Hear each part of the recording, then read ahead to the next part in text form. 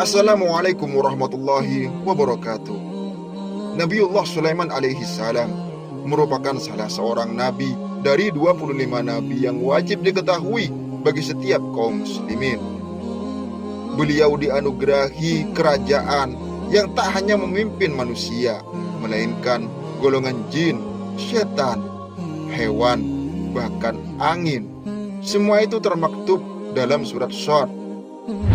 Kemudian kami tundukkan kepadanya angin yang berhembus dengan baik menurut perintahnya kemana saja yang ia kehendaki.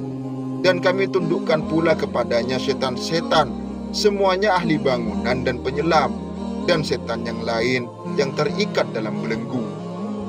Inilah anugerah kami, maka berikanlah kepada orang lain atau tahanlah untuk dirimu sendiri dengan tiada pertanggungjawaban.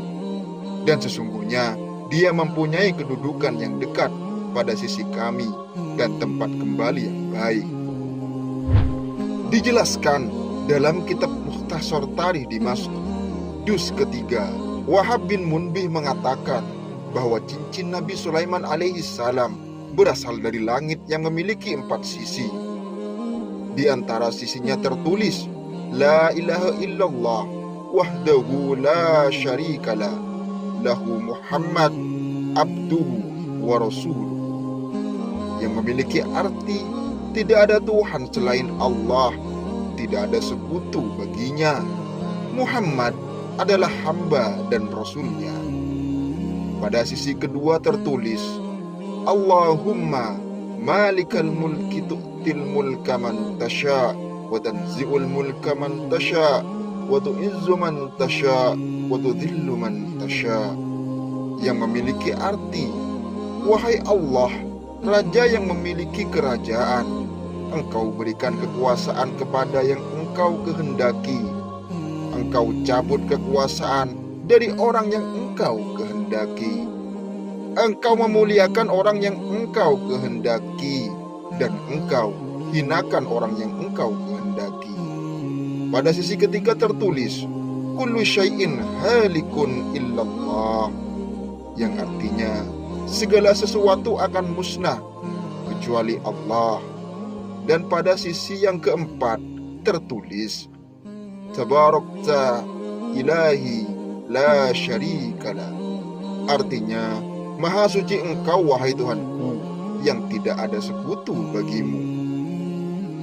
Cincin tersebut memiliki cahaya yang bersinar, yang apabila dikenakan maka akan berkumpul para jin, manusia, burung, angin, setan, dan awan.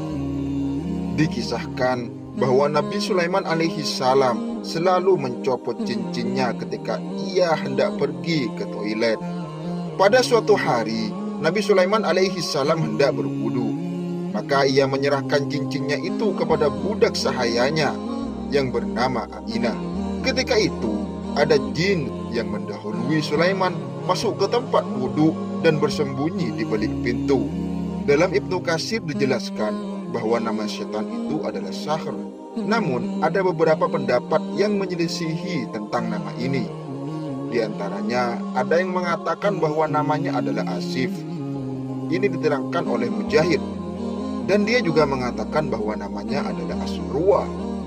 Selain itu, ada yang menyatakan bahwa nama setan itu adalah Habyak. Ini menurut As-Sadi. Tatkala Nabiullah Sulaiman alaihi salam memasuki tempat wudu untuk menunaikan keperluannya tersebut, lalu setan itu keluar dari tempat wudu dengan menyerupai wajah Sulaiman sambil mengibas-ngibas jenggotnya yang bekas wudu, dan tidak berbeda sama sekali dengan Nabiullah Sulaiman. Ia mengatakan kepada Aminah, mana cincinku wahai Aminah? Aminah pun memberikan cincin tersebut kepadanya, dan dia meyakini bahwa ia adalah Nabi Sulaiman. Maka cincin itu pun ia berikan ke tangan setan tersebut. Lantas setan itu pun duduk di singgasana Sulaiman, sehingga golongan burung, jin, setan tunduk kepadanya. Tak berapa lama berselang, Nabiullah Sulaiman alaihi salam keluar dari toilet dan mengatakan kepada Aminah, mana cincinku Aminah? Aminah pun bertanya, siapa kamu? Kemudian Nabi Sulaiman alaihi salam menjawab, "Aku Sulaiman bin Daud." Tampak terdapat perubahan pada penampilan Nabi Sulaiman alaihi salam kala itu. Lalu Aminah berkata, "Engkau bohong. Sesungguhnya Sulaiman telah mengambil cincinnya, dan saat ini dia tengah duduk di singgasana kerajaannya." Nabi Sulaiman pun menyadari bahwa setan telah memperdayai budak perempuannya dan mengambil cincin darinya. Kemudian Nabi Sulaiman pun berlari ke padang tandus, hingga pada suatu ketika ia merasa sangat lapar dan dahaga. Dan terkadang ia meminta kepada seseorang agar memberikan padanya makanan sambil mengatakan, "Aku Sulaiman bin Daud." Namun orang-orang tidak mempercayainya. Nabi Sulaiman berada dalam keadaan lapar dan tanpa tutup kepala selama 40 hari. Sejak saat itu, Sahar menguasai seluruh kerajaan milik Nabiullah Sulaiman, kecuali istri-istri Nabi Sulaiman. Sahar menjalankan roda pemerintahan dan memutuskan peradilan di antara mereka. Tetapi mereka memprotes banyak hal yang telah diputuskannya, hingga mereka mengatakan, "Sesungguhnya Nabiullah mendapat cobaan." Sejak saat itu, tidak sekali-kali ia mendatangi seseorang dan mengatakan kepadanya, "Akulah Sulaiman," melainkan orang itu mendustakannya, hingga anak-anak kecil melemparinya dengan batu. Ketika Nabi Sulaiman menyaksikan kenyataan ini, maka sadarlah ia bahwa ini merupakan ujian dari Allah Subhanahu wa Ta'ala. Sedangkan setan itu bangkit dan memutuskan perkara di antara manusia. Dan ketika Allah menghendaki akan mengembalikan kerajaan kepada Nabi Sulaiman, Allah menanamkan rasa ingkar dan benci terhadap setan yang menyerupakan dirinya dengan rupa Sulaiman itu. Maka orang-orang mengirimkan utusan untuk menghadap kepada istri-istri Nabi Sulaiman.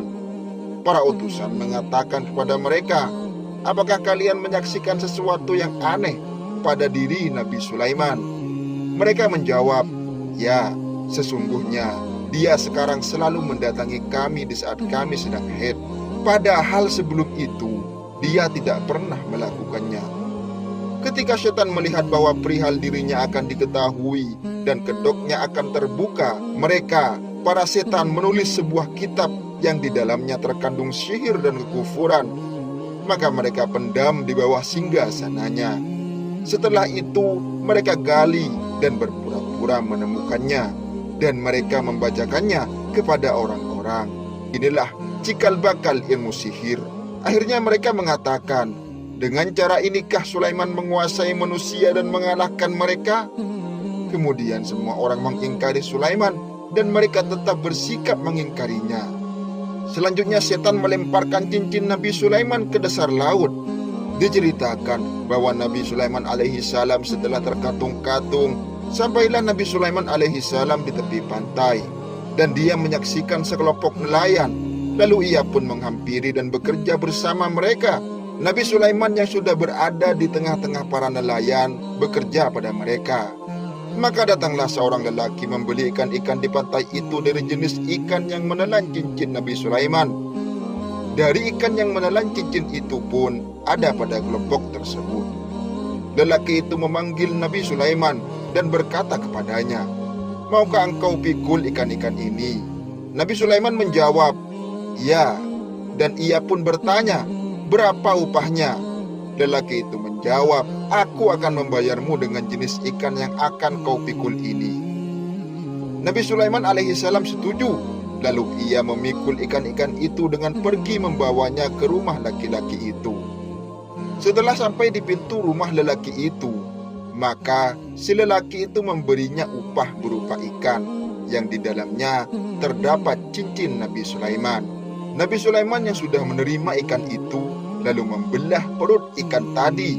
Ternyata ia menjumpai cincinnya berada di dalam perut ikan itu. Maka langsung beliau pungut dan memakainya. Setelah beliau memakai cincinnya itu, maka tunduklah kembali padanya semua jin, hewan, dan setan. Keadaannya kembali seperti semula. Sedangkan setan yang merebut kedudukannya lari ke sebuah pulau di tengah laut. Nabi Sulaiman alaihi salam mengirimkan utusan untuk mengejar dan menangkap setan itu. Maka mereka mengejarnya. Akan tetapi mereka tidak mampu menangkapnya, dan pada akhirnya setan itu dijumpai sedang tidur. Kemudian mereka membangun di atasnya sebuah bangunan tertutup dari timah.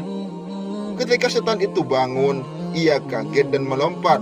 Tetapi tidak sekali-kali ia melompat di bagian manapun dari bangunan itu, melainkan timah itu melentur dan membelitnya.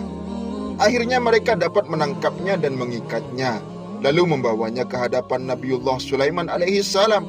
Maka Nabi Sulaiman memerintahkan agar dibuatkan untuknya keramik yang diberi lubang.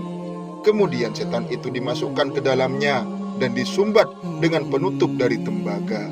Setelah itu, dia memerintahkan agar keramik itu dilemparkan ke laut. Dan setelah peristiwa tersebut, Nabiullah Sulaiman alaihissalam berdoa meminta ampunan kepada Allah Subhanahu wa taala. Kejadian ini Allah firmankan dalam surat Shad ayat 34 sampai 35. Artinya, dan sesungguhnya kami telah menguji Sulaiman dan kami jadikan dia tergeletak di atas kursinya sebagai tubuh yang lemah karena sakit. Kemudian ia bertobat. Ia berkata, "Ya Tuhanku, ampunilah aku dan anugerahkanlah kepadaku kerajaan yang tidak dimiliki oleh seorang jua sesudahku." Sebagian ulama tafsir mengatakan bahwa makna ayat ini ialah kerajaan yang tidak layak bagi seseorang merebutnya dariku sesudahku, seperti yang telah terjadi dalam kasus setan jahat yang menguasai singgasana beliau itu. Wallahu a'lam bishawab. Assalamualaikum warahmatullahi wabarakatuh.